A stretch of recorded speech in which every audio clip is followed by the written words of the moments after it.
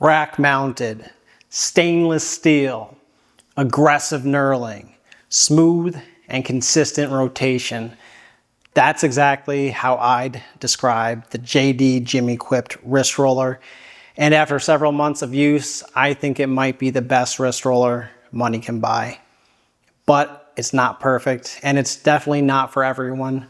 I'm Alex from King of the Gym, and today I'm reviewing the rack-mounted stainless steel wrist roller from JD Gym Equipped.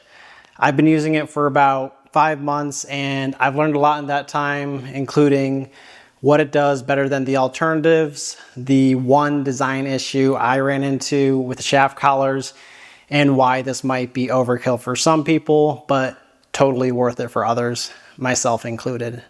So let's get into it. Before I talk about performance, here's a quick rundown on what this actually is and the different options that JD Gym Equipped offers. First off, all versions are made from 100% stainless steel and use paracord instead of a strap like most other rack-mounted wrist rollers use. And while most people will buy this to attach to their rack, you can technically get it as a non-mounted version. There's several sizes to mount to different size racks, including options for 3x3 racks with 1 inch, 5/8, or 3/4 inch holes, as well as a 2x2 7/8 inch option. You can get it knurled or completely smooth, though I definitely recommend knurled. And you can also add an optional pronation handle in either a 1.5 or 1.25 inch diameter, though I do believe there's also the option to get swappable grips for an upcharge. Mine is knurled and it's the 3x3 1 inch version, and I chose not to get the pronation handle. I just honestly didn't think I'd use it that much. Plus I preferred having a more compact size for storage. But the nice thing is, if I ever want the handle later, I can add it.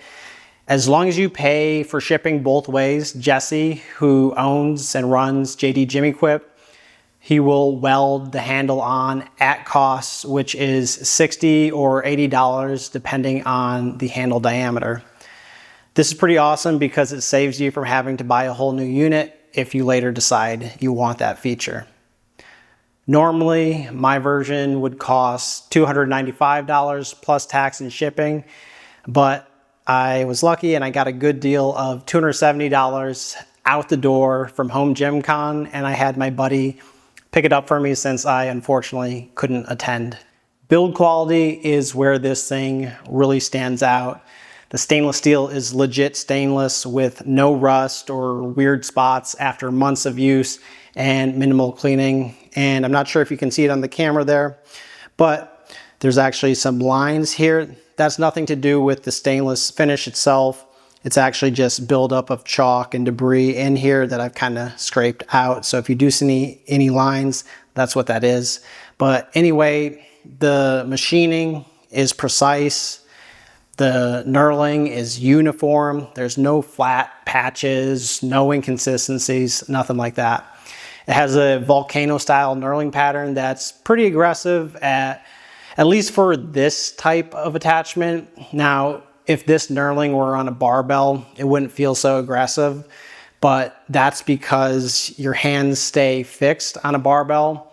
Whereas on a wrist roller like this, your hands are constantly torquing around the handle, so you feel every bit of the sharpness. When I started using it, it actually limited how much I could do because my hands weren't used to that level of bite in this type of scenario. I was honestly worried that it was going to be an issue long term, but after a solid 2 or 3 weeks of bi-weekly training on it, my hands eventually adapted. So just expect a break-in period and maybe a few new calluses too. That said, if JD ever expands this offering, I think a more moderate knurling option between fully smooth and aggressive might be popular. Now, the mounting nut consists of a stainless steel hex nut encased in a durable, hard, 3D printed plastic cylinder that on its own is knurled on the surface. It looks nice, it's easy to grip, and it keeps the roller secure. Mounting the roller is super simple. You just slide the shaft through any hole on the upright, then spin the nut on the other side of the post, and you're done. Adjusting height or switching sides takes just a few seconds. The nut has a protective face on one side that needs to go against the rack. If you put it on backwards, which is kind of easy to do by accident, you may scratch your uprights, so just watch out for that. Also, if you load it heavy enough, the roller will tilt down ever so slightly. That's just physics.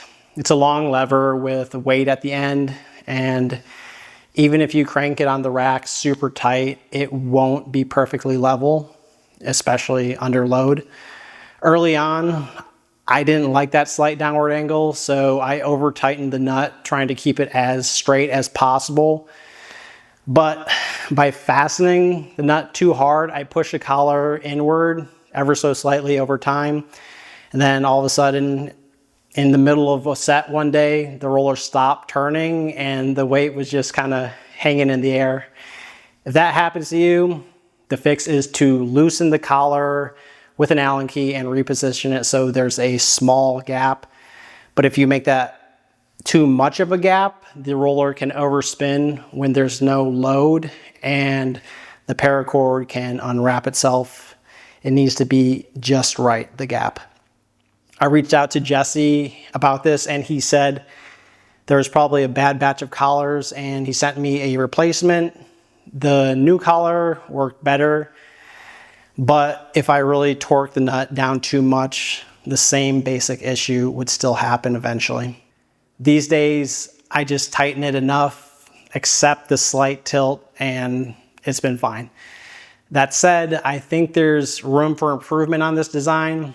My idea, not sure if it would actually be viable or not, but it would be to add a set screw to the collar and machine a tiny recess in the shaft for it to lock into. I think that alone would prevent the collar from ever shifting, no matter how hard it's tightened. Plus, you could still disassemble it if needed.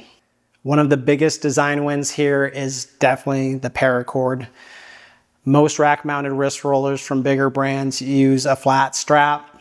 The problem with straps is that as they wrap around the roller, they build up unevenly where the strap feeds in. That creates a little hump that you have to roll over on every revolution, meaning basically your resistance isn't completely consistent. Because the JD wrist roller uses paracord instead, there's no hump that forms where it comes out of the drum and it doesn't wrap over itself, which is very important. The resistance feels buttery smooth and consistent throughout every single rotation, and the paracord doesn't just feed out of one hole on the roller drum, it comes out of two perfectly centered channels. If it only came out of one spot, the cord would pull to one side and the load would constantly drift off center or potentially bunch up on itself as it wraps. With the dual exit design, the cord stays centered, it winds evenly towards the middle of the shaft, and the resistance stays balanced and consistent. For me, the paracord itself and the dual centered exit channels are what make this perform better than a strap style or single exit roller. I've used this roller in a few different ways. First, I tried an old loading pin I had laying around, which I eventually just ditched because it was too finicky to use. Then I used my PowerBlock kettlebell handle, which was pretty cool because it's basically a selectorized loading pin. The only downside is the kettlebell doesn't always nest nicely back inside the block after a set. My favorite setup though is pairing the roller with my Rep Aries 1.0 system. If I mount the roller on the inside of a front upright, the corresponding low row cable comes out nearly perpendicular to it. This is the best way to use the roller, in my opinion, because adjustment is as fast as possible and I can position it much lower than when using a loading pin, which to me feels better than the typical shoulder level position. The Paracord does walk a little to one side since the cable is slightly off center on my setup, but it never overlaps or climbs onto the knurling. And I'll periodically switch which upright I use it to prevent any long-term wear to one side of the Paracord. So, how does it actually feel to train with? I describe it as aggressive, substantial, buttery smooth, as I keep saying, and consistent. I mean, the stainless steel, the diameter, the knurling, it all gives it a very serious premium feel when you grasp onto it. By default, because it's thick and rack mounted, it tends to feel a bit more grip focused. I've found my natural tendency is to do shorter and choppier wrist movements, and when you do that, you're really hammering your grip. Compare that to a skinnier handheld wrist roller. That tends to encourage bigger wrist motions because the diameter is smaller and the tool is free in your hands. It's easier to get more of a pure forearm burn this way, at least in my experience. You can absolutely get a brutal forearm burn and pump with the JD roller. You just have to be more intentional. You need to focus on rolling all the way through the full range of motion on flexion and extension. When you do that, it crushes your forearms. If you don't though, the emphasis will be on grip. Because it's fixed to the rack, it's extremely stable, which is great because it makes it very easy to progressively overload the target muscles and work your way up to some serious weight.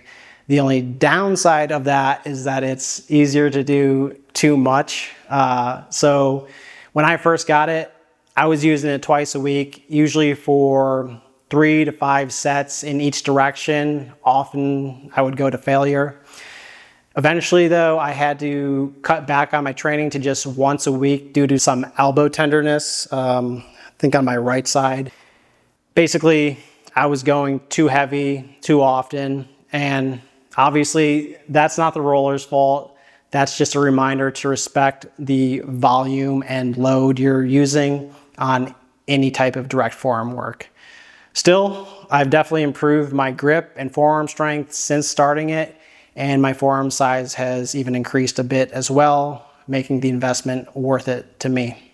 In terms of durability, it's been excellent so far. The stainless steel still looks great, the roller is still smooth, and the Paracord hasn't frayed. The only real issue I've run into is the collar migration that I discussed earlier, but other than that, durability has been excellent. So, is this thing worth it for you? Even with a collar quirk, I'd still say this is the best rack-mounted wrist roller that I've seen. I really do think it's the best one on the market. The use of stainless steel, the high-quality knurling, the Paracord, and the smoothness, it all comes together really nicely, but it's also clearly not for everyone. You probably shouldn't get it if you're on a tight budget, if forearms and grip work are more of an afterthought in your training, or if you're perfectly happy with less expensive tools, because let's be real, you can absolutely build big forearms and a strong grip on the cheap, whether that's with a basic wrist roller, doing dead hangs, towel twists, rice bucket work, or just regular old wrist curls and wrist extensions. This roller is just a more premium and streamlined way to do that. I'd say you should strongly consider buying one if you're truly serious about grip and forearm training. Also, if you want a rack-mounted solution with consistent rotation and you care about premium materials and feel, yeah, in that case, it is definitely worth it for you. I'm very happy with mine, and it's become my go-to grip and forearm training tool in my home gym. If you have any questions about this piece, drop a comment below. And if you enjoyed this video, be sure to hit the like button and definitely subscribe for more in-depth home gym equipment reviews. Thanks for watching, and I'll see you next time.